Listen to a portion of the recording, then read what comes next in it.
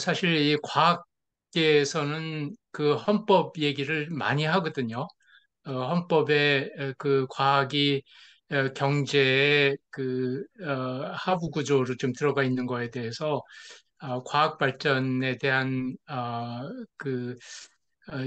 장애가 되고 있다는 얘기를 좀 많이 하고 있고 실제 이제 과기정통부의 경우 보면 정부에서 이제 사회부처, 그다음에 경제부처 해서 경제부처 안에 이제 포함이 되거든요.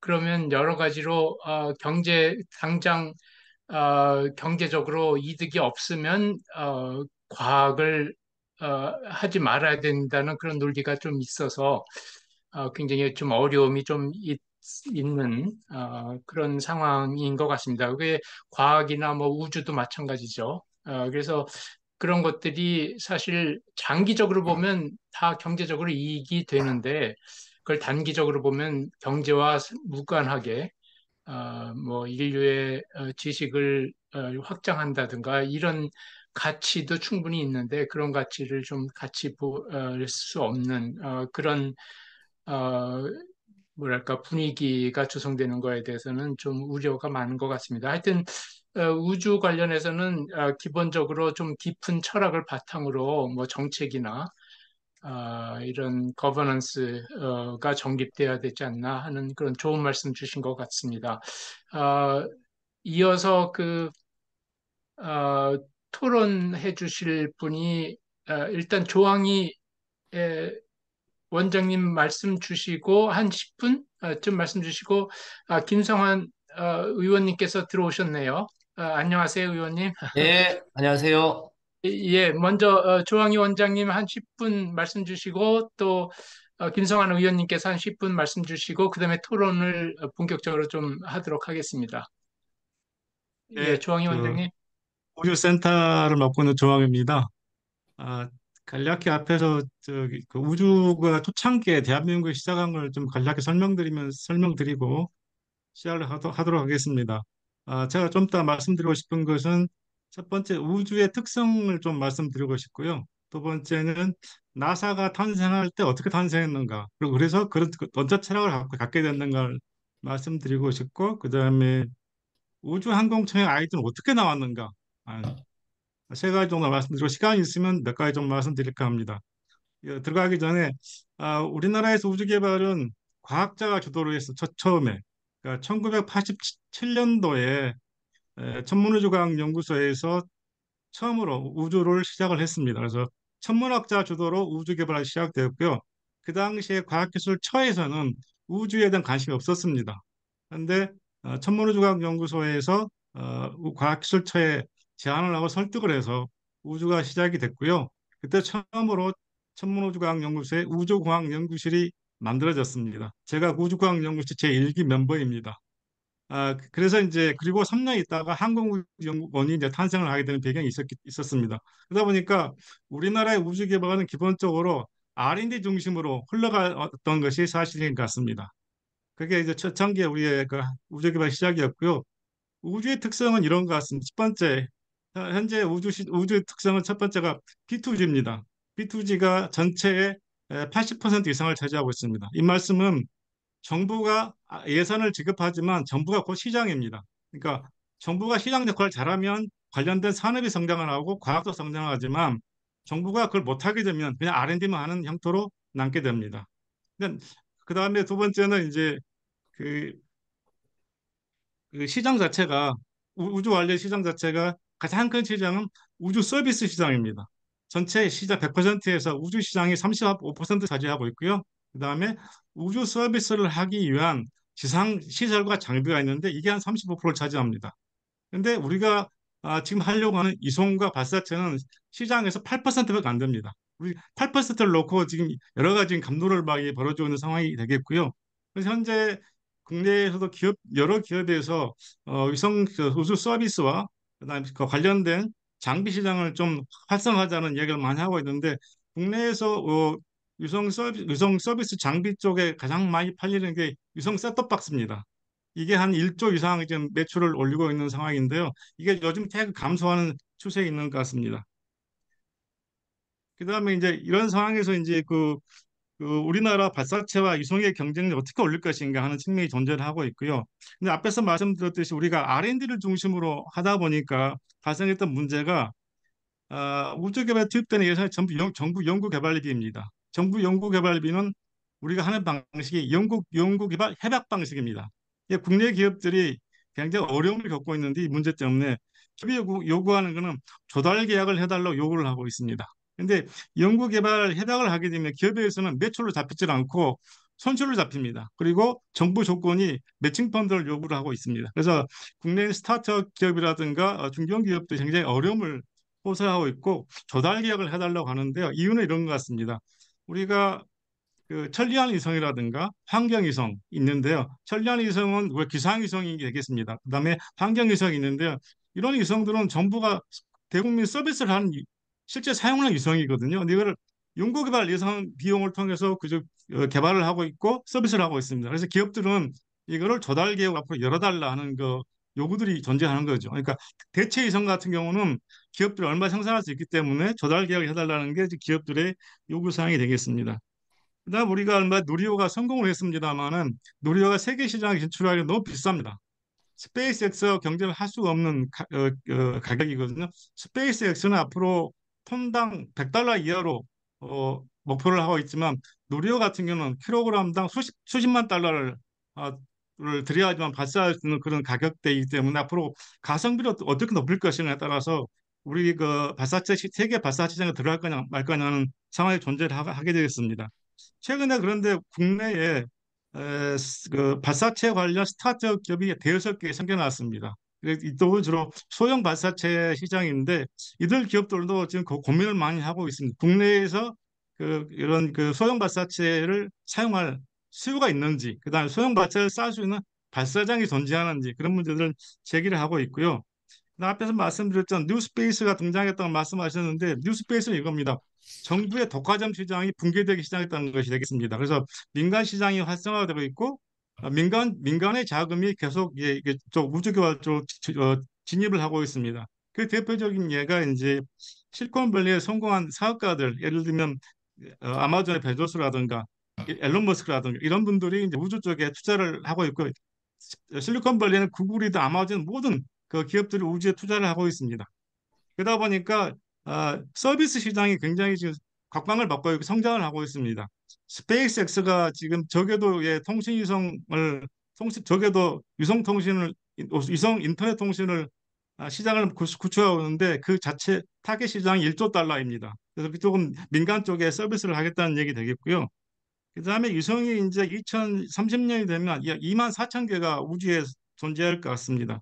그만큼 앞으로 우주에 위성들이 많이 존재하게 되는데 그랬을 경우에 대한민국의 기업들이 과연 경쟁을 할 수 있을 것인가 이게 가장 큰 숙제가 아닌가 싶고요. 두 번째 미국의 나사가 탄생되게 된 배경을 잠깐 말씀드리면 이게 국제 정치적인 문제가 되겠습니다.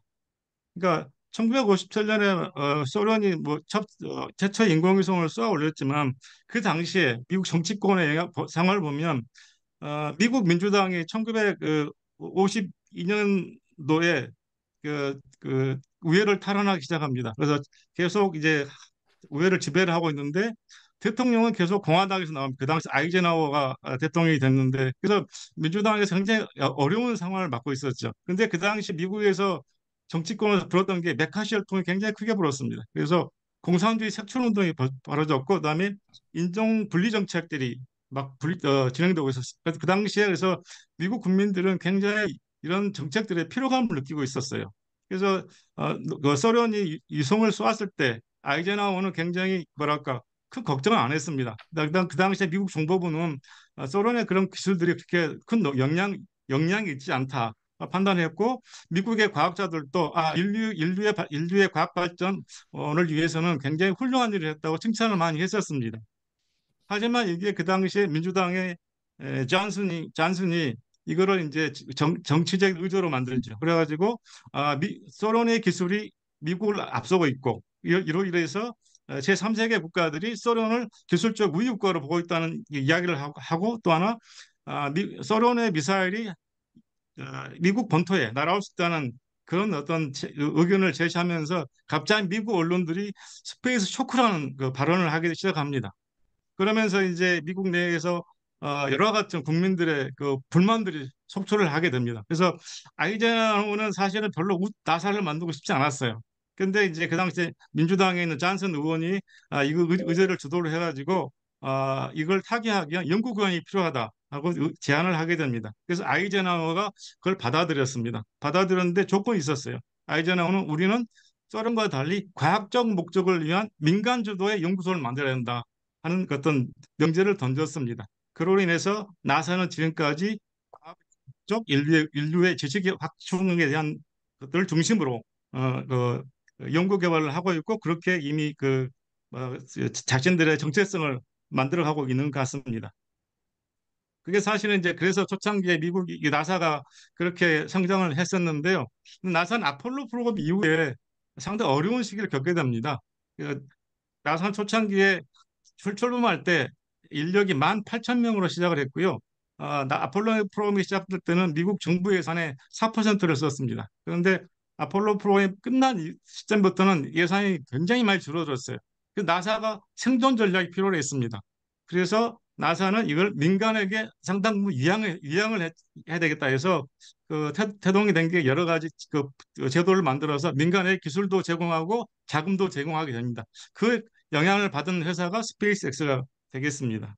그래서 나사에 대해서는 우리가 좀 더 앞으로 공부할 필요가 있을 것 같고요. 또 하나는 나사가 본부 체제가 있고 센터로 운영되고 있습니다. 그런데 초대 나사 장관이 그런 구도로 가져간 배경이 있습니다. 이거는 우주는 돈이 많이 들어가기 때문에 의회로부터 예산 확보가 굉장히 어려울 것 같다. 그래서 지역에 분산을 시켰습니다. 그래서 각 지역에 있는 의원들이 연합하게 되면 우주 관련 예산이 증가할 것이다 하는 측면을 생각해서 지역에 분산을 시켰고 또 하나가 대학들을 많이 참여시켰습니다. 그래서 그 당시에 나사의 굉장히 많은 인력들을 채용을 했는데 채용하기 위한 소스를 대학들에서 만들어 갔던 것 같습니다.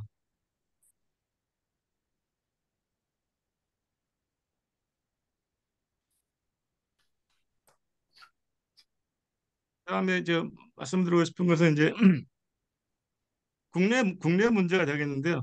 우주항공청 문제가 되겠습니다. 국내에서 우주항공청 아이디어가 어디서 어떻게 나왔나? 이게 상당히 나사를 보면은 국제 정치 문제에서 의회와 행정부가 중심이 돼서 나사를 만들었습니다. 하지만 우리의 나온 아이디어는 경남 지역에 있는 젊은 연구자 한 분이 경남 지역의 공약을 만들었습니다. 그걸 만들면서 여러 가지 자료를 뒤지다가 우주 연구자들이 제안한 보고서가 있었는데 그중에 우주청이 있었습니다. 그래서 그 연구자가 이거를 경남 지역의 공약으로 해야 되겠다 하고 선정을 했고 그거를 올렸는데 대통령 후보가 그걸 받았습니다. 그러다 보니까 이게 중앙정부 공약이 아니라 지역 공약이 돼버렸죠. 그러니까 그러다 보니까 경남 지역은 항공 산업이 굉장히 발달되어 있습니다. 근데 이제 그쪽 지역에 차세대 먹거리를 만들겠다고 우주를 해서 우주청을 올렸어요. 그런데 발표에 나왔지만 갑자기 항공우주청 이렇게 이름이 바뀝니다. 그 이유는 지역에 있는 분들이 가만히 생각해보니까 우주청 해가지고 별로 사이즈가 안 크기 때문에 항공을 붙여야 되겠다 해서 항공우주청이 됐습니다. 하지만 그게 나중에는 여러 우주 쪽의 전문가들의 문제 제기를 해서 다시 우주항공청으로 명칭이 개명되는 상황이 발생을 했었습니다. 그러다 보니까 지금도 보면 중앙정부 관점에서 우주가 최근에 떠오르는 안보가 중요하고 외교가 중요한데 우주 탐사가 중요한데 이 세 가지 영역은 잘 안 보이고 그냥 지역에 있는 항공우주 산업 발전 이 등이 굉장히 주가 되는 것 같습니다.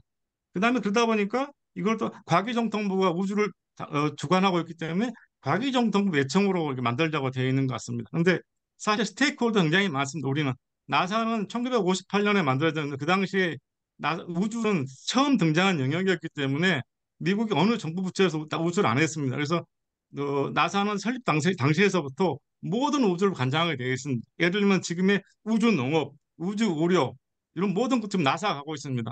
우리나라는 지금 어떻게 되냐면 우주 농업은 농진청, 우주 의학은 보건복지부 이게 다 분산되어 있습니다. 이런 상황에서 이 거버넌스 어떻게 가져갈 것인가 굉장히 큰 난망이라고 볼 수가 있는데요.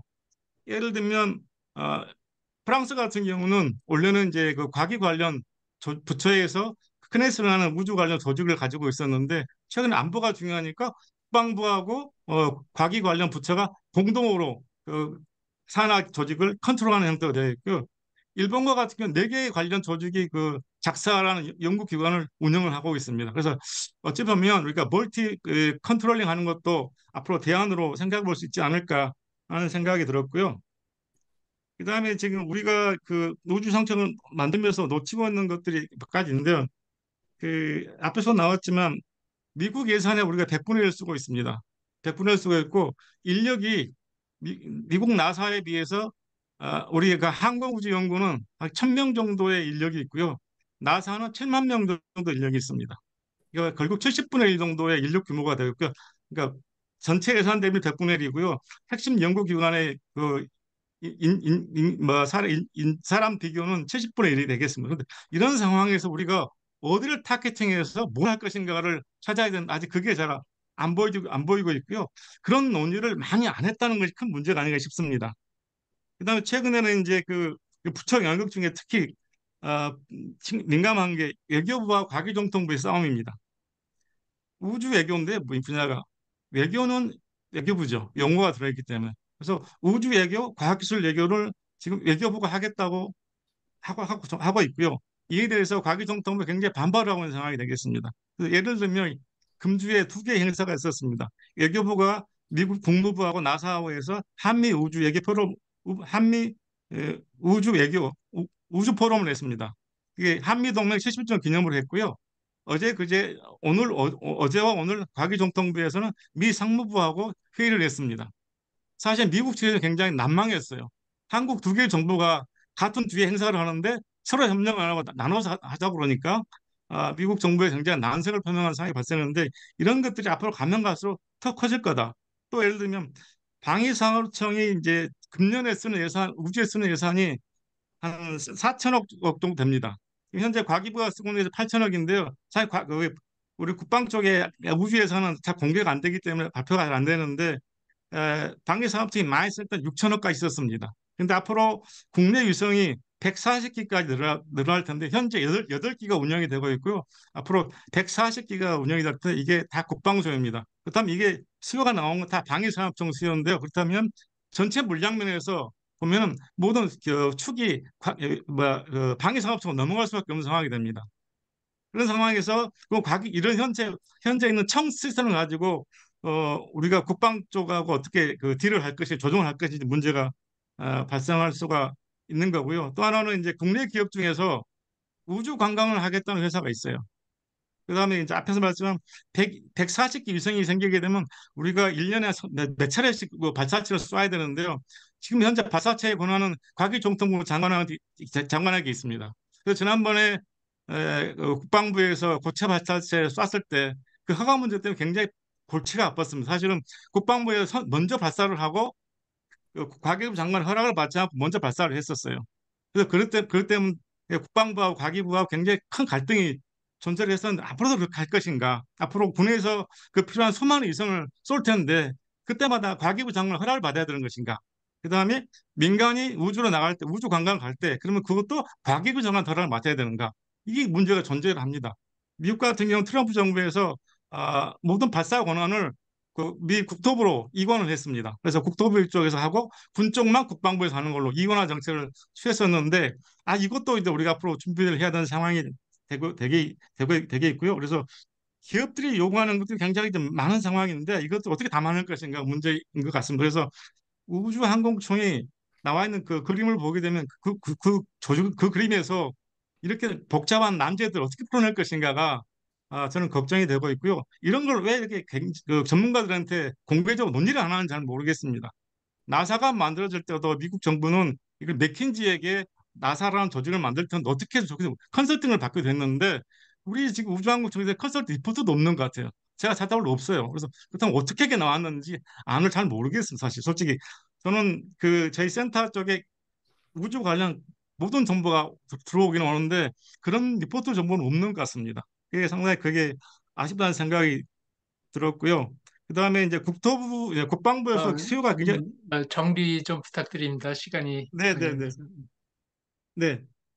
국방부에서 굉장히 수요가 많이 늘어나는데 민간 기업에서 여러 가지 제안을 하고 있는데 국방부도 상당히 좀 어려운 것 같습니다. 그러니까 예를 들면 똑같은 시스템인데 국방부가 만들면 7조가 들어가고요. 민간 기업 만들면 2조 2천억이 들어갑니다.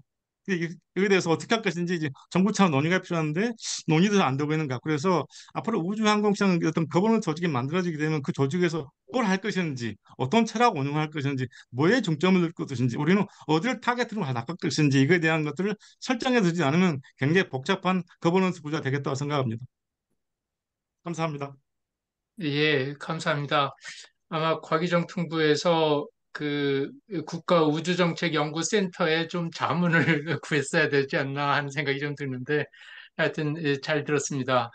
이제 그 김성환 의원님께서 토론 말씀해 주시겠습니다. 혹시 제 목소리 들립니까? 잘 들립니다. 네. 그, 제가 오늘 토론회에 초대가 돼서 저는 우주 거버넌스라고 해서 이게 뭐 굉장히 멋있는 말이라 얼결에 승낙을 했는데 발제문을 보고 나서 엄청 후회를 했습니다. 이게 제가 하나도 모르는 영역인데 어쩌다 보니까 여기 지금 토론자로 나와서 이게 참 부적절한 선택을 했다 이렇게 생각을 합니다. 너무 한편으로는 죄송하고 전혀 제가 이 분야에 아는 게 없습니다. 그런데 여하튼 응락을 해서 뭐 그래도 몇 말씀을 드려야 될 것 같은데 그 우주 산업의 미래와 우주 거버넌스 참 가슴 뛰는 용어임에 틀림이 없습니다. 우리가 어디까지 할 수 있을까 알 수 없겠습니다만 최근에 대한민국의 산업 발전의 역사로 보면 이게 어쩌면 우리의 마지막 우리가 돌파해야 될 영역 아닌가 싶습니다. 1960년에 우리가 포항제철을 짓겠다고 시도할 때 그 미국의 경제 자문학자들이 니네는 쌀농사나 잘 짓지 무슨 제철소를 짓냐 라고 하면서 돈도 안 빌려주고 할 때 우리가 겨우 이제 서독에 차관을 빌려다가 처음으로 제철소를 지었지 않습니까? 그 1980년대 삼성의 이병철이 반도체를 한다고 할 때 그 반도체 택도 없는 소리 하지 말라고 할 때 우리가 처음으로 64 KDRAM을 만들었고 1990년대 현대자동차가 소위 알파 엔진, 세타 엔진을 처음으로 독자 개발한 그 역사의 누적이 있습니다. 그리고 김대중 대통령 때 소위 이제 IT를 본격적으로 하기 시작했고 이제 그런 소위 제조업 발전의 누적적 역사가 있어서 대한민국이 오늘 여기까지 온 것 같습니다. 저는 최근에 대한민국의 소위 산업의 발전사 그리고 거기에 접목된 IT의 위력 이런 게 가장 집적돼서 보여지고 있는 모습 중에 하나가 KF21이라고 생각합니다. 방산 아무나 할 수 있는 나라가 아닌데 대한민국이 제조업 경쟁력도 있고 IT 경쟁력도 있고 또 남북 간의 대치 과정에서의 여러 가지 상황들이 있어서 방산 영역도 굉장히 빠른 속도로 소위 경쟁력을 키워가고 있는데 그 항공 산업에 이어서 우주 산업 정말로 어려운 영역인데 여기까지 우리가 세계적 경쟁력을 가질 수 있을까? 쉽지 않은 도전인데 아마 다른 나라는 쉽지 않을 것 같습니다.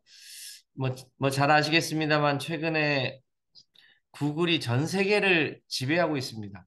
구글에게 먹히지 않은 유일한 나라가 한국하고 중국하고 일부 러시아라고 하기도 하고 최근에 이제 4차 산업혁명의 소위 챗 GPT 시대에 챗 GPT에 맞설 수 있는 나라가 누구냐? 미국 외에 한국하고 중국밖에 없다고 합니다. 이제 그런 정도로 한국의 소위 산업과 제조업 경쟁력이 올라와 있는데 이 우주항공 산업은 거의 미국이 독점하고 있고 중국이 뭐 러시아가 일부 따라가고 있습니다만 이 영역에서 우리가 틈새를 가질 수 있을까? 뭐 현재까지는 쉽지 않습니다만 그동안 우리가 소위 추격 국가에서 선도 국가로 올라오는 여러 영역에서의 경쟁력의 정도로 보면 이 영역도 우리가 결국은 해내야 될 영역이고 우리가 갖고 있는 잠재력으로 본다면 할 수도 있는 뭐 전면적으로 뭐 어느 정도까지 할 수 있을까를 지금 예측하기는 어렵지만 KF21이나 뭐 이런 챗 GPT에 맞서는 네이버의 이 클로버 X나 이런 걸로 보면 이 영역도 우리는 도전하면 한다 이런 각오로 하면 할 수 있는 영역으로 보여집니다. 이제 그런 시기에 우주항공청을 이제 만드는데 아마 저에게 듣고 싶은 얘기는 우주항공청과 관련한 특별법이 잘 되고 있냐 아마 이런 것일 것 같은데요. 제가 오늘 요 토론자로 참여하면서 제가 이 상임위가 이쪽은 아닌데 어디까지 갔냐라고 확인을 해봤더니 뭐 대체로 이제 소식은 들으셨겠습니다만 이게 지금 이제 소위에서 논의하고 있고 대체로 항우연하고 천문연의 R&D 기능을 중복해서 우주항공청이 따로 할 거냐 아니냐 요 대목은 교통 정리가 좀 됐다고 합니다. 그래서 우주항공청을 만들되 별도의 R&D 기능을 따로 갖지 않고 천문연과 항우연이 그 우주항공청 소속으로 해서 R&D 기능은 이제 그쪽에서 각각 하는 걸로 한다. 여기까지는 이제 합의가 된 것 같고요. 여전히 미묘한 문제입니다만 아까도 말씀하셨던 것처럼 이 처음에 시작이 이 경남 사천에 소위 카이가 있는 그쪽에서 이참에 뭔가 우리도 좀 떡고물을 키워보자고 했던 그 생각에서 시작됐던 우주항공청의 유치 이런 문제가 있어서 지역은 여전히 사소하지만 쟁점으로 아직 남아있는 것 같습니다. 뭐 여전히 경남으로 갈 가능성도 좀 있어 보이고요. 연구소는 여전히 이제 대전 쪽에 있을 것으로 보여집니다. 우주항공청이 만들어져야 일이 잘 될까? 미국의 나사처럼 그냥 중앙본부 체제로 있으면서 민관 거버넌스로 있는 게 더 잘 될까? 저는 잘 모르겠습니다. 근데 어떻든 간에 한국의 산업과 경제 경쟁력의 수준이 이제는 우주까지도 대한민국이 새롭게 경쟁할 수 있는 혹은 도전할 수 있는 영역으로 성장했고 그 가운데 이제 그것을 컨트롤할 수 있는 기구로서의 우주항공청이 만들어진다. 다만 이게 그야말로 옥상옥이 되지 않도록 어떻게 잘 거버넌스 시스템을 잘 만들 것인가 이것은 여전히 우리의 숙제인 것 같습니다.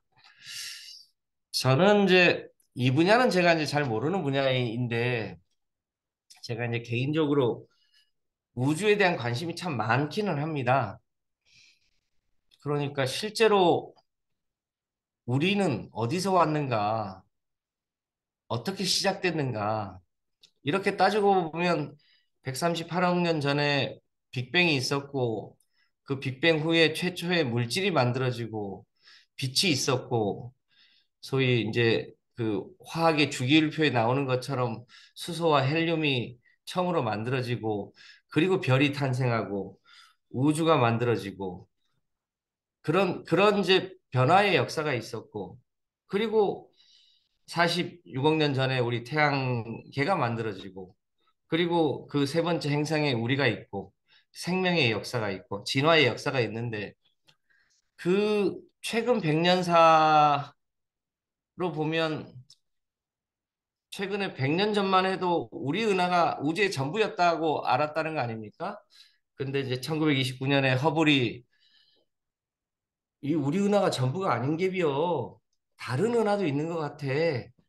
라고 하는 것을 1929년에 처음으로 알게 됐고, 그런데 그것이 가만히 있는 정적인 존재가 아니라 계속 팽창하는 존재라고 하는 사실을 처음 알게 됐고, 그리고 아인슈타인이 소위 중력파라는 게 존재하는 것 같아 라고 하는 것을 최근에 우리가 과학적으로 증명했고, 블랙홀도 이제 최근에 증명하면서 우주의 시원부터 현재까지 우리 문명의 역사를 전체적으로 꿰어야만 우리의 현재 존재를 이해할 수 있는 그런 시기까지 왔다고 하면 이 138억 년의 우주의 역사, 그리고 현재 기준으로 보면 끝에서 끝까지를 가는데 빛의 속도로 930억 광년을 가야 현재 우주의 공간을 간다는 거 아닙니까? 그런 면에서 보면 이 철학을 위해서나 소위 과학을 위해서나 지금은 사실은 서양 철학이 이 근대 철학까지 왔다가 사실상 이제 끝을 보질 못했는데, 요즘은 천문 우주학자가 철학을 한다는 시대가 됐는데, 철학과 과학의 만남을 위해서라도 우주의 시작부터 현재까지, 그리고 실제로 우주가 어떻게 가고 있는지 우리가 아직 밝히지 못한 여러 가지 게 있잖아요.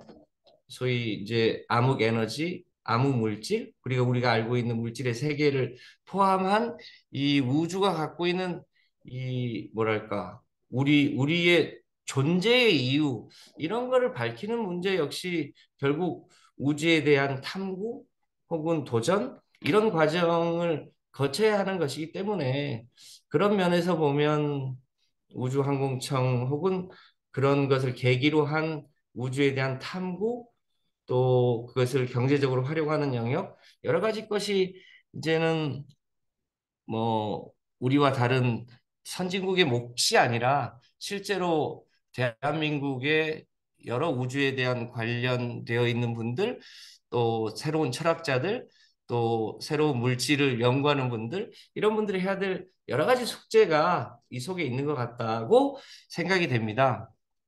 한 가지만 마저 말씀드리면, 잘 아시는 대로 도대체 생명체는 어디서 왔는가, 이런 얘기들 하잖아요. 우리 우주에 항성이 4천억 개 있는데, 그 태양의 세 번째 별에 우리처럼 참 기적적인 생명체가 존재하는데, 이 생명체는 지구에만 있는 존재가 아닐 텐데, 그럼 다른 어떤 우주의 생명체 공간에 생명체가 존재하는가? 이게 이제 우리 인류의 또 하나의 숙제 아닙니까?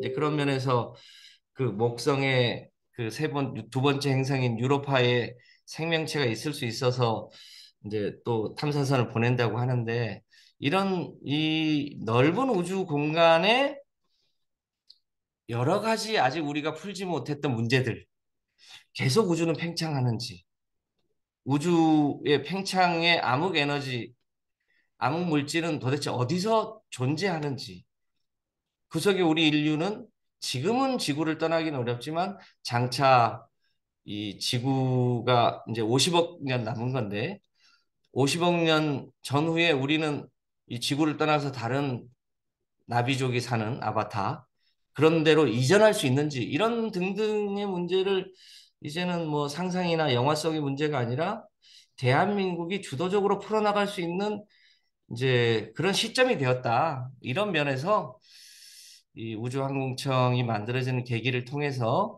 이 분야의 이제 활동하셨던 우리 이 여러 전문가 분들과 저희 같은 초짜 국회의원들이 이 영역에서 대한민국이 우주 항공을 포함한 이 영역에서도 좀 장차 주도적인 역할을 해야 될 때가 오기는 오는 것 같다. 우리가 폐허에서 시작했던 것처럼 우주의 역사에서도 대한민국이 더 적극적인 역할을 하는데, 대한민국의 국회를 포함한 이 전문가들이 이제 더 큰 역할을 이제 꿈꿀 때가 됐고, 이제 그런 면에서 오늘의 토론이 의미 있는 거 아닌가 싶고요. 저희 같은 초짜도 뭐 잘은 모릅니다만 그런 이제 새로운 변화의 역사에 조금이라도 기여를 하고 싶다, 이런 말씀으로 마무리하겠습니다. 예, 좋은 말씀 감사합니다. 말씀은 초짜라고 하셨지만, 뭐, 너무나 큰 그림을 잘 설명을 해 주셨고요. 그렇게 좀 큰 그림과 철학을 갖고 과학이나 우주에 대해서 접근을 좀 하면 좋겠다는 생각이 들고, 국회나 정부나 그런 데서 그런 어, 마음으로 좀 정책을 만들어 나가면 좋겠다는 생각이 들고요. 아까 잠깐 뭐 구글이나 챗GPT 뭐 이런 거를 잘할 수 있는 나라가 미국, 중국 뭐 그리고 우리나라 이런 말씀을 주시고 우주도 뭐 그렇게 하면 좋겠다는 말씀을 주셨는데 실제 우리나라가 정말 턱없이 예산도 조금 쓰고 인력도 부족한데 그래도 지금 발사체나 달 탐사 이런 걸로 생각하면 세계 일곱 번째입니다. 네. 그러니까 상당 수준 올라갔다는 거, 그거 좀 말씀드리고 싶고, 또 블랙홀 관측하는 것도 비교적 최근 일이지만 거기에 우리도 참여했죠. 우리 천문연구원과 그 네네. 이영목 교수님이 바로 참여를 해서 한 겁니다. 네. 예, 예, 감사하고요. 이제 토론을 하면 좋겠고, 혹시 질문 있으신 분, 또 코멘트 해주실 분, 이렇게 손 들고 말씀 주시면 좋겠습니다.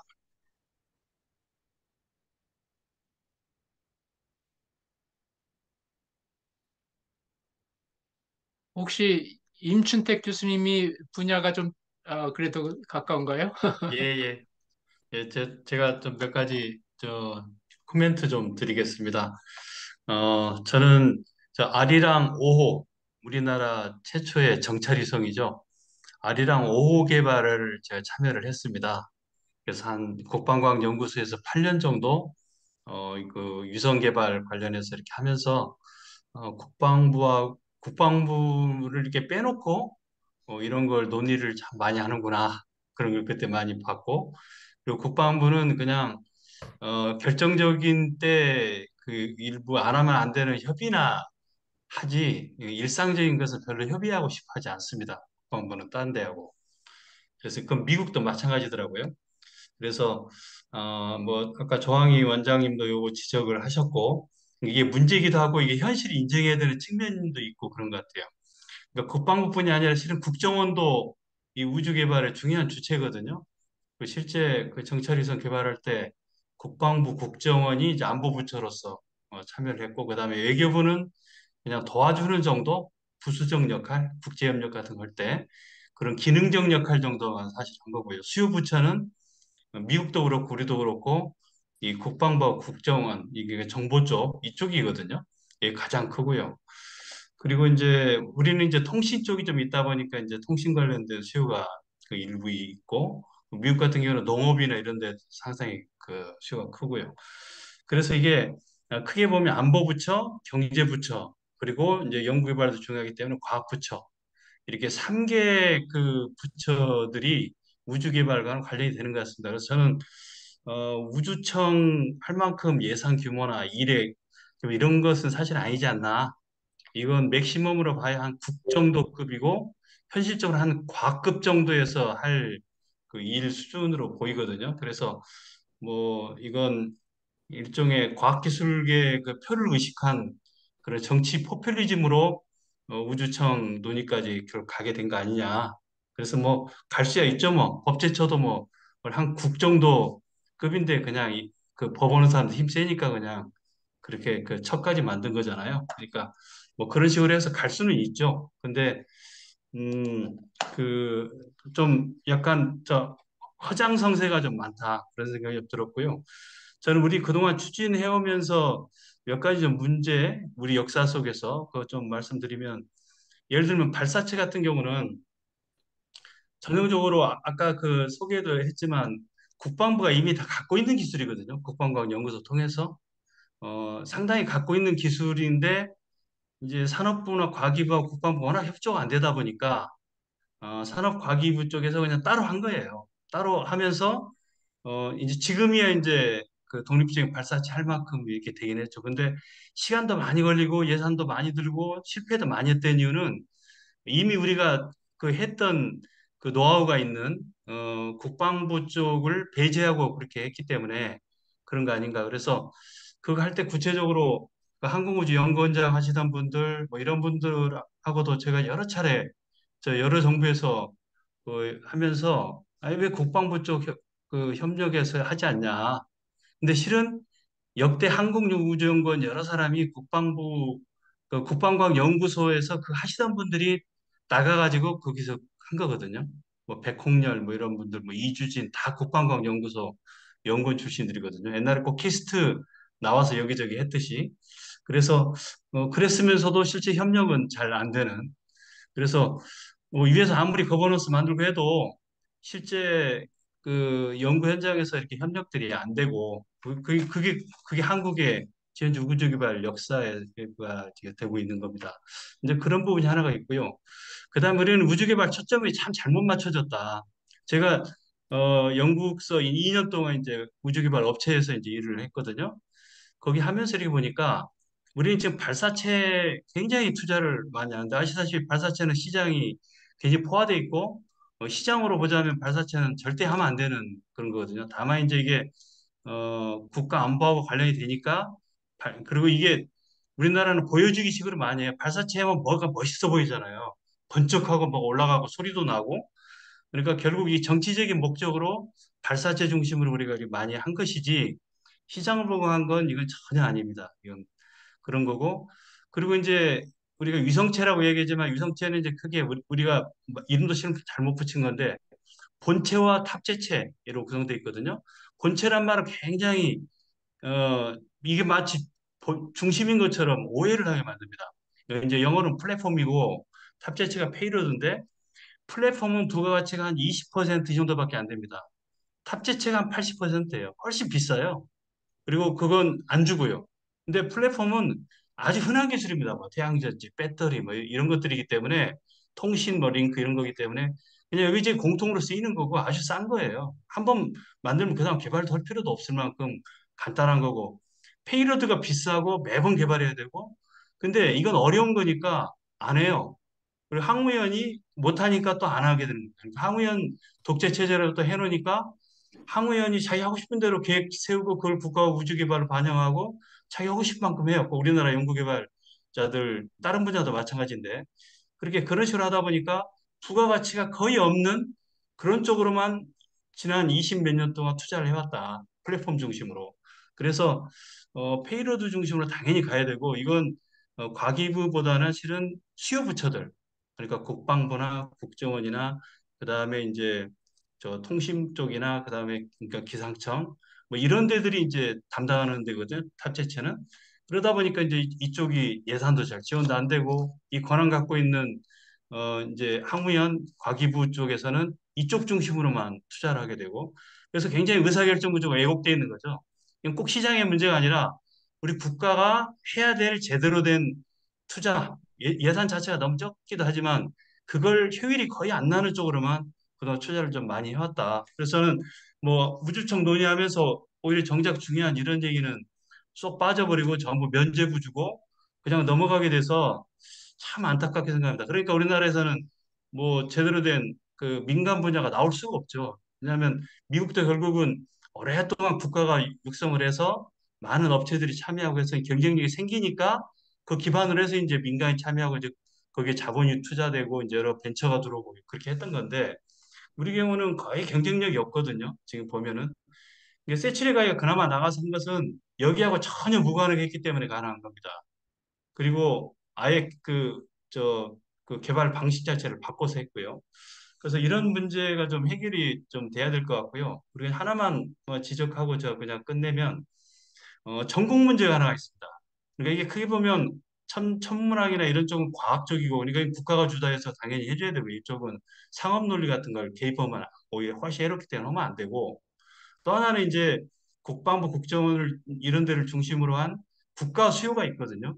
그래서 국가 수요는 수요하고 이제 잘 연결돼서 이렇게 대줘야 되는 그런 부분이 있는데 지금 정작 문제 중에 하나는 뭐냐면 전공 문제가 있는데 이쪽 그 민간이 참여하는 쪽은 항공우주 분야에 있는 분들 한번 전공을 조사해 보면 아시겠지만 주로 리더들이 기계공학 하신 분들이에요. 그러니까 옛날에 이제 기계 쪽에도 이제 우수한 사람들이 많이 가긴 했거든요. 근데 80년대 이후에는 이제 전자 쪽으로 올라갔거든요. 인재들이. 그래서 전자 쪽으로 많이 이제 그 왔는데 여전히 지금 리더 그룹에는 기계가 훨씬 많아왔습니다. 그동안.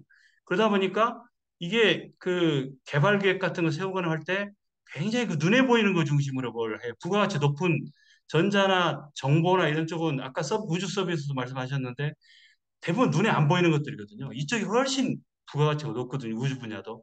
모든 산업이 그렇지만.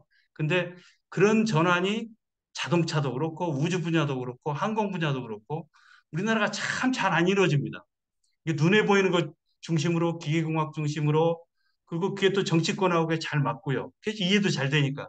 근데 눈에 안 보이고 뭐 이런 거는 굉장히 어렵고 그러니까 설득도 안 되고 예산 반영도 안 되고 그러다 보니까 거버넌스조차도 굉장히 왜곡되고 그래서 우리 지금 산업 구조 중에 잘 안 나가는 분야, 잘 안 된 분야들 보면 바로 이런 전공 가버넌스 문제가 있습니다. 전공 독재 문제, 왜곡 문제, 이런 문제가 있어서 이런 걸 바로 청와대가 됐든 아니면 이런 논의에서 바로 잡아주는 게 굉장히 좀 중요하다. 예, 그렇게 말씀드리고 전 예, 마치겠습니다. 아, 예, 감사합니다. 저기 혹시 이영목 교수님께서 답을 조금 더 해주실 수 있나요? 아니 뭐 저도 제가 그 전에 질문이 하나 있습니다.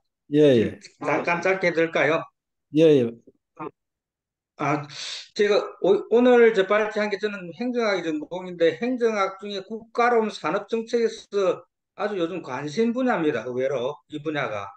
왜 그러냐면 임충석 선생님도 비슷한 말씀을 하셨는데 저희들 계속 저희들은 주제가 국가 실패냐 정부 실패냐 아니면 시장 실패냐 이런 걸 따지는데 대표적으로 이게 시장 실패가 일어나는 분야가 우주항공 분야, 그다음에 온라인 분야 이런 데라고 볼 수 있는데요. 예를 들면 미국 같은 데가 국가가 주도하지 않고 우주 산업을 만약에 민간이 했으면 그 실패했을 거다. 단기적인 안목으로 하기 때문에 기업은 단기 이익을 내야 되니까 그렇게 20년, 30년 투자를 못 할 거다. 국가가 한 다음에 그게 그 뭐지 스필 오프 해가지고 민간이 된 거다 이렇게 보는 것 같습니다. 그래서 대표적으로 뭐 스페이스 X, 앨런 머스크 이런 쪽에서도 그게 가능했던 이유가 나사에서 그 일을 국가가 주도해왔기 때문에 가능했던 일이다 이렇게 보고 있는 것 같습니다. 한국 관련해서 그러면 좀 질문을 드리면 지금 우주 거버넌스 말씀하시는데 그러면 국가 말고 지금 민간 쪽에서 미국은 뭐 앨런 머스크나 이쪽에 뭐 스페이스 X라든지 이런 산업들이 생기는데 그뭐 국가가 투자를 하고 그것이 민간하고 같이 해가지고 민간을 육성시키는 방식들 이런 것들도 우주 거버넌스 좀 고민을 하시는지 좀 말씀을 해주시고요. 저는 이걸 그 마츠카토라고 영국에 아주 유명한 산업 정책 하시는 분이 있습니다. 이거 관련해 뭐 국가 역량 어떻게 키워지는 가 같이 고민하고 글도 써보려고 하거든요. 그래서 그 분야를 할 때 우주 산업 분야 이걸 미국 예를 들 뿐만 아니라 한국 예를 좀 들려고 하는데 이 분야에 대해서 좀 말씀을 해주시면 감사하겠습니다. 예 제가 사실 제가 제일 잘 모르는 분야가 그런 분야인데요. 제가 계속 말씀드리고 싶은 거는 이런 저 연구개발 소위 말해서 아까 뭐 아까 천문학 얘기도 많이 하시고 그랬는데 이 사람들이 천문학을 진짜 좋아해서 이렇게 지원하는 건 아니라고 생각합니다. 저는 그게 이걸 그 천문학이라는 것이 그 가장 능력 그 말하자면 무슨 관측 능력이라든지 뭐 이런 능력을 가장 극대화하면서 그 다음에 실패했을 경우에도 사실 큰 문제가 되지는 않거든요. 그러니까 어떤 도전적인 일을 하기에는 굉장히 좋은 분야인 거죠. 그래서 예를 들어서 제가 허블 스페이스 망원경을 허블이 아니라 제임스 웹 망원경 사진을 이렇게 보여드린 이유가 이 사진 한 장이 주는 그 효과를 제가 굉장히 놀랐거든요. 전 세계에서 그 반응이 너무 뜨거워갖고 물론 뭐 블랙홀 사진도 마찬가지였고 그랬는데 사실 그 속에 들어가 있는 그런 무슨 기술이라든지 뭐 기법이라든지 수학이라든지 이런 것들은 상상을 초월할 정도로 뛰어난 내용들이거든요. 근데 그게 뭐 당장 그 회사에서 그걸 받아다 쓸 수 있느냐 그렇지는 않습니다. 근데 조금 시간이 지나고 보면 어느샌가 이미 이제 민간 영역으로 들어가거든요. 그래서 그런 거를 이제 염두에 국가가 무슨 뭐 민간 회사를 키워주고 이런 거는 사실은 국가가 그럴 능력이 없잖아요. 그뭐 어떤 분야가 유망할지 뭐 이런 것까지 다 국가가 판단해서 하면 그건 결국 사회국가 되는 거죠. 그렇지만은 국가에서는 이제 그런 뭐 새로운 기술 같은 것들을 할 수 있는 기회를 자꾸 만들어지고 그러다 보면은 그것이 산업으로도 확장이 되고. 근데 그게 시간이 뭐 10년이 걸리는 것도 있고 100년이 걸리는 것도 있고 뭐 그렇습니다. 100년까지는 지금 안 되겠지만 그 대표적인 예를 하나 그러니까 굉장히 쉬운 예라서 제가 말씀을 드리는데 어 지금 왜 핸드폰으로 사진들 찍고 막 그러잖아요. 그게 CCD라는 것이 이제 개발돼서 그게 굉장히 사람들이 손쉽게 쓸 수 있게 돼서 한 건데 CCD는 사실은 그 전자공학에서는 이 정보를 보관하는 수단으로 만들었던 겁니다. 근데 그거를 천문학자들이 보니까 이거는 필름으로 사진 찍는 것보다 훨씬 좋겠다 싶어서 그 막대한 돈을 투자를 해갖고 그 찍는 걸 실제로 사진 찍는 기술로 다 바꿔놨거든요. 그런데 그것이 그렇게 된 지 얼마 안 돼서 전 세계적으로 그냥 디지털 카메라가 막 선풍적인 그 인기를 끄는 그런 결과로 이어진다는 거죠. 그러니까 실제로 저희가 무슨 뭐 이런 기초과학이라든지 이런 거 할 적에 어떤 목표 지향적인 것이 어떤 그러니까 아까 어떤 경제를 추구한다 이런 식의 이제 그런 목표를 정하는 거는 절대로 아니고 최대한 많은 그 뭐 기술을 활용하는 그 수요자 입장에서 이제 필요하면 기술도 개발하고 이렇게 하다 보니까 가장 첨단의 기술이 만들어지고 그것을 산업화 시킬 수 있는 역량이 있는 회사들이 그걸 산업화 시키고 그럼으로써 이제 커나가는 그런 것인데 그 초창기에도 말씀드렸지만 국가가 투자를 하지 않고 예를 들어서 어떤 뭐 매출이거나 뭐 투자를 하지 않고 갑자기 그런 뭐 스페이스 X 같은 회사가 만들어지길 기대하고 그러면 절대로 그런 일은 벌어지지 않는다는 거죠. 그러니까 국가가 어떤 미래 시장을 예측하고 뭐 그런 거를 나서서 개발하는 뭐 그런 분야도 있겠죠. 당연히 있겠지만 컴퓨터도 일반인들한테 컴퓨터를 주겠다고 그래서 컴퓨터를 만들지는 않았습니다. 과거에 절대로. 뭔가 하는 수요를 가진 사람들은 과학자들이었고 그 사람들이 이제 어, 뭐 계속 그 발전을 시켜 나가다 보니까 그게 민간 영역까지 나가고 소프트웨어도 마찬가지고 다 그런 식으로 돼가는 그런 구조 제가 보는 바로는 뭐 그런 구조인데 실제로 이제 그걸 자꾸 압축시키려다 보니까 우리는 이제 이거는 앞으로 시장에서 어떻게 될 건가 미리 예측하고 뭐 투자를 한다든지 이런 것들은 결코 쉬운 일은 아니라는 거고 그게 작동도 하지 않을 거라고 저는 생각을 합니다. 예, 아까, 그 탑재체가 굉장히 중요하다고 그 임주택 교수님께서 말씀하셨는데 천문연에서 아마 그 관련한 기술을 많이 갖고 있는 걸로 알고 있고요. 그런 기술들이 이제 점차로 뭐 민간으로 이전이 될 수 있으면 좋겠다는 생각이 좀 들고 아까 임채원 교수님 말씀하신 거 관련해서도 우리나라도 뭐 한화나 카이 이런 데에서 항우연이나 그런 데에 기술을 이전받아서 민간 산업화하는 그런 노력을 정부도 돕고 있고 그런 식으로 지금 일이 진행이 되고 있거든요. 그래서 혹시 그 질문에 대한 답이 됐는지 모르겠지만 그런 말씀드립니다. 또 다른 질문이나 코멘트 하실 분 있을까요?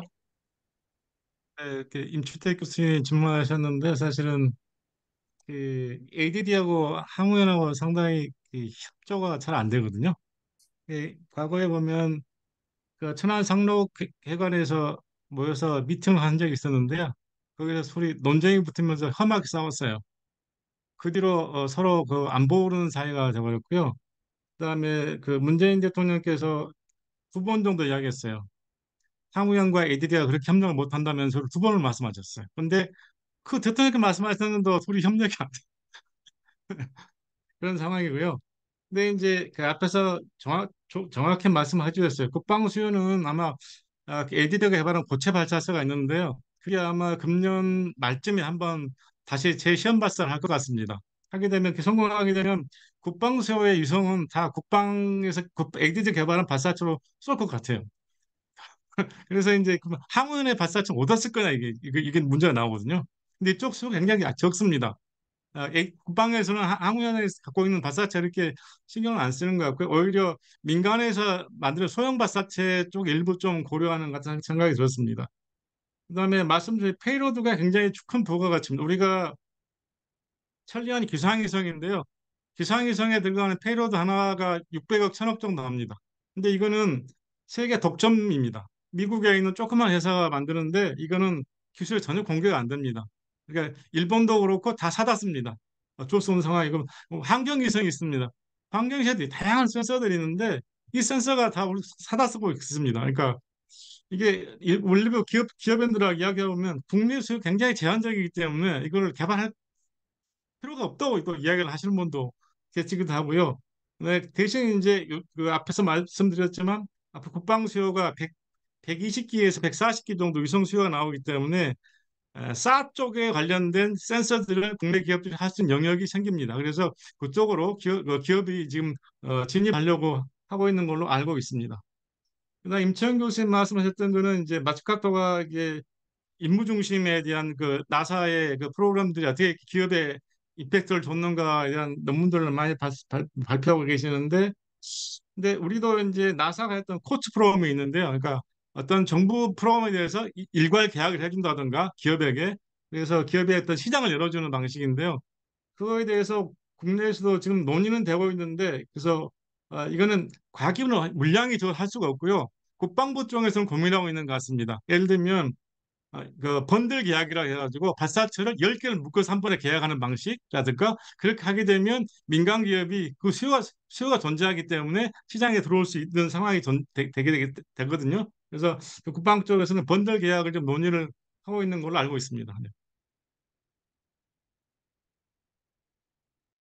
예, 감사합니다. 혹시 다른 분 말씀 주실 분 계실까요? 질문 하나 드리고 싶습니다.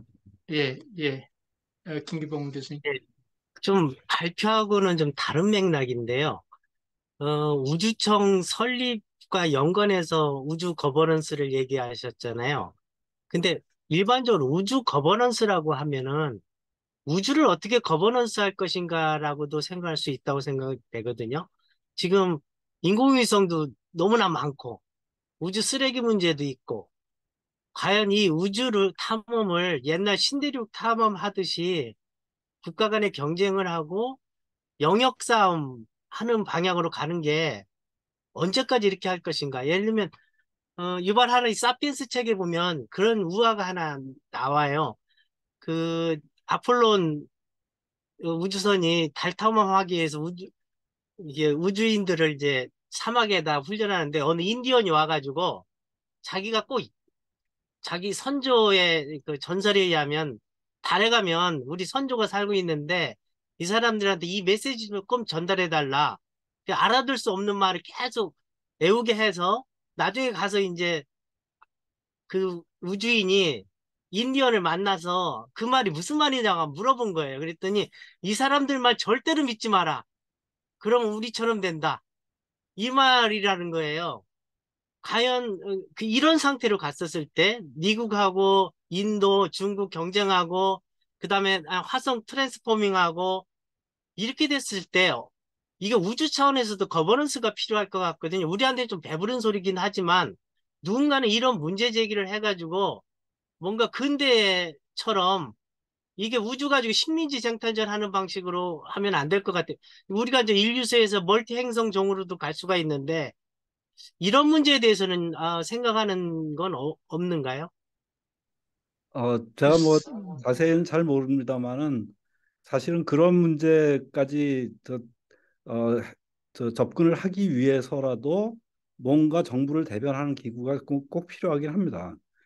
그런 논의는 사실 몇몇 나라들끼리만 논의를 하고 저희도 가끔 뭐 그런 회의 같은데 이제 초청을 받거나 하는데 초청을 받으면은 꼭 정부 기관 사람들이 대표로 가거든요.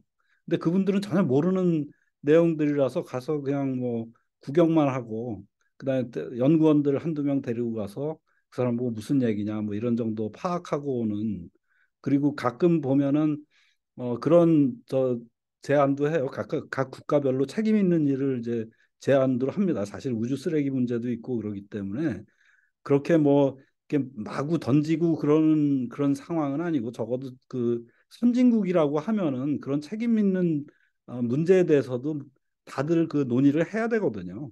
근데 우리는 마치 뭐 그런 논의는 우리가 뭐 그런 논의까지 낄 필요가 있느냐 뭐 이런 식의 그 태도를 보이는 경우도 많이 있고 공무원들이 어, 그런 거를 위해서라도 뭔가 전문적인 조직이 꼭 필요하다는 거는 제가 말씀을 드리고 싶습니다. 꼭 이게 무슨 뭐 어디를 개척하자 사실 그런 말에 대해서는 굉장히 거부감을 갖고 있어요. 지금 선진국에서도 물론 속내는 그또 옛날 뭐 저 그 미지세계 탐험하는 것처럼 뭐 마찬가지겠지만 실제로 적어도 그 사이에 지구에서 벌어졌던 그런 약탈 전쟁 뭐 이런 것들에 대해서는 사실 잘 알고 있거든요.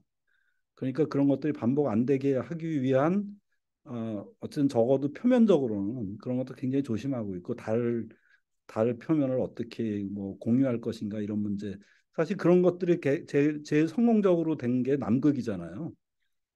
그 남극에서도 저 과거에처럼 했었으면 거의 벌써 다 파괴됐을 텐데 어, 뭐 적어도 그 과학자들 사이에서는 그런 거는 굉장히 심각한 문제로 받아들여지고 있고 한데 저희는 사실 그런 전문성을 가진 사람도 없고 그다음에 연속성을 가지고 그것을 대응하는 정부 측 인사도 없고 이제 그런 측면에서 어, 사실 뭐 우주청에 그게 꼭 예산이 중요한 게 아니라 그런 국제적으로 중요한 논의를 해야 될 적에 우리가 사실 끼지 못하고 있다는 거는 그 현실입니다. 그래서 그런 거를 위해서라도 꼭 필요하다는 걸 제가 말씀드리고 싶어요. 그 과거에 저도 과거의 논의가 이게 뭐 국정도 수준도 안 되는 것 같고 청을 만든다 뭐 그런 얘기가 많이 있었다는 걸 저도 알고 있는데 뭐 그거에 맞추면 거의 맞춰서 하는 거지만 어쨌든 이게 뭐 외교부 사람이 가서 할 수 있는 문제도 아니고 그다음에 과기부 직원이 나가서 할 수 있는 문제도 아니고 그런 문제가 분명히 국제사회에 굉장히 많이 존재하고 있는데 이제 그런 거를 위해서라도 꼭 필요하다는 거죠.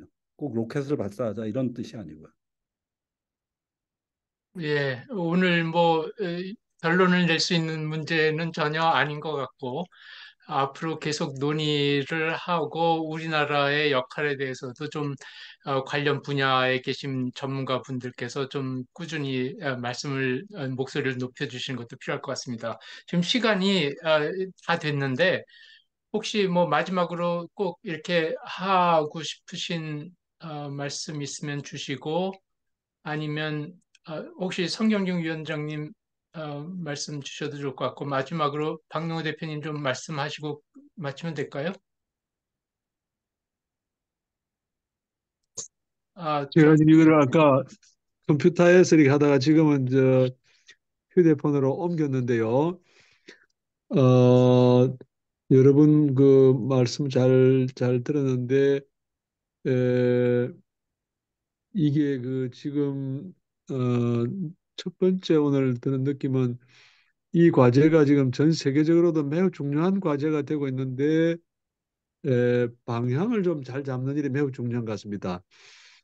어, 그 우선 우주를 어떻게 인식할 것인가, 과학적 연구와 이해의 대상이 되도록 하는 것도 있을 것이고, 우주를 산업적, 상업적으로 이용하는 그런 공간으로 볼 수 있을 것이고, 우주를 전쟁의 이제 이 확장된 전쟁, 우주에 뭐 군사위성을 이렇게 배치해서 그 지구의 특정 지점에 대해서 이거를 정밀하게 공격하고 그걸 지휘하고 하는 그런 공간으로 볼 수 있을 것이고 요새는 이제 그 극초음속 미사일도 이제 그 우주 공간으로 갔다가 이제 다시 이제 그 떨어지게 만들던데 이게 이제 전장의 한 요소가 될 수 있고요.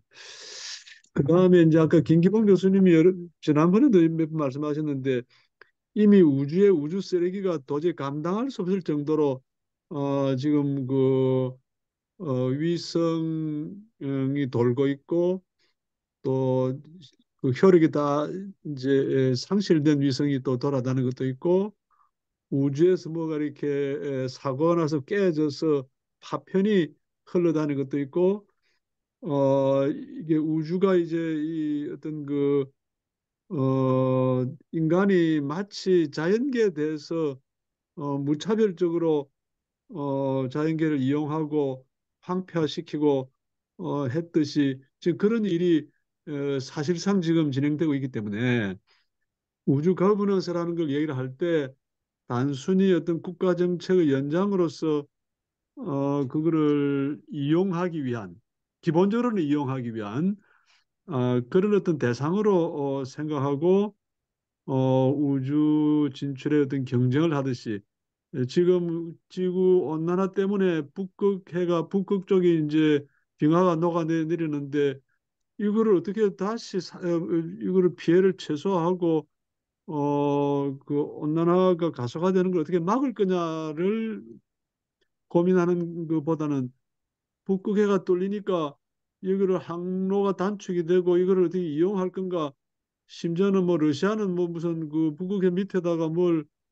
떨어뜨려 가지고 무슨 기점을 만들어서 자기들이 이게 그 아주 주권을 요구할 그런 근거지를 만든다는 등 이 이제 이런 이야기가 들리듯이 저 우주의 경우에도 저는 그런 것 같습니다. 그러니까 저는 좀 이게 오늘 논의에서 이런 지금 문제 제기가 얼마나 적당할지 모르겠는데 우주의 우주에 대한 여러 측면의 인식과 접근이 있는데 이거를 한번 좀 종합적으로 정리를 이렇게 하고 저 같으면은 현재 우주가 위험하게 그 우주 쓰레기가 막 엄청난 우주 쓰레기가 좀 돌아다니고 있는데 에, 이걸 어떻게 관리할 것인가? 그러니까 공공재로서의 우주에 대해서 세계 공공재 이거는 공공재라는 말을 하기 그렇죠.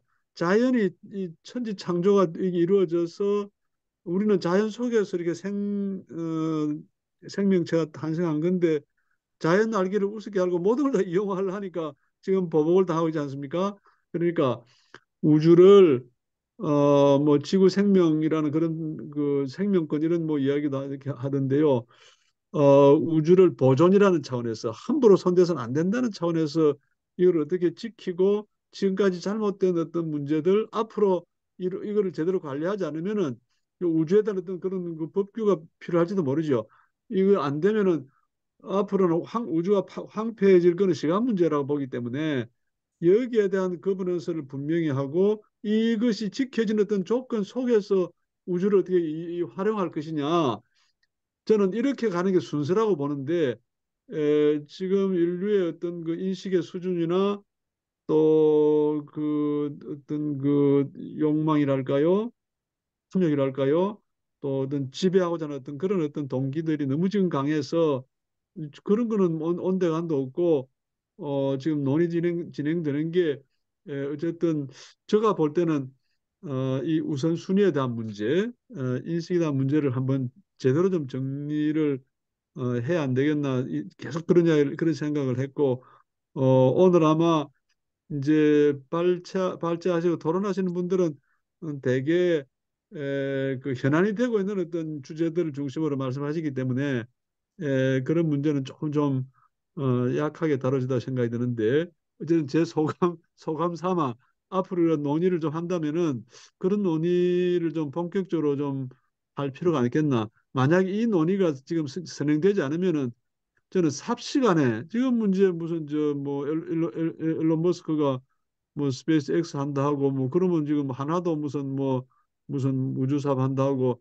전 세계의 기업들이 훨씬 국가가 하는 것보다 더 빠른 속도로 더 어떤 그 이윤 동기에 따라서 이제 우주에 뭘 하게 되면 저는 삽시간에 우주가 아무것도 할 수 없는 대단히 위험한 공간이 될 것이고 이게 과연 우리가 원하는 것인가에 대해서 문제 제기를 해야 하지 않겠나 생각이 들고요.